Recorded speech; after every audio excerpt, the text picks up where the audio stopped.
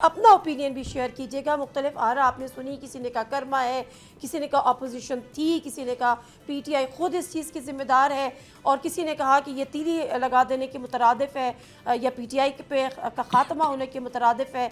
मंसूर अली खान साहब इसको कैसे देखते हैं? देखिए, मेरे ख्याल में दो चार एंगल्स हैं सारे मामले को देखने के। पहली बात तो ये कि जो सियासी जमातें या सियासी सोच होती है ना, वो पार्टी के अंदर जो लोग होते हैं उनकी सज़ाएं हो गई, वो असेंबलियों में हैं या नहीं हैं, उससे बढ़ती या कम नहीं होती। आज मिसाल के तौर पे मुस्तफीक नवाज़ जो है, उसके पास कौमी असम्बली में एक सादा अक्सरियत है, लेकिन क्या वो इस वक्त अवाम को प्रॉपरली रिप्रेजेंट करती है? सबको इसके ऊपर शको शुबहात है। तो इसी तरह पाकिस्तान तहरीक इंसाफ के नंबर्स मेरी नज़र में अगर कौमी असम्बली में या सूबाई असम्बलियों के अंदर अगर कम भी हो जाएं ये इन नाअहलियों की वजह से, तो क्या इसके अंदर अवाम का वोट बैंक जो है क्या वो कम होता है या नहीं? मेरे लिए सबसे बड़ा सवाल ये है। तो पॉइंट नंबर एक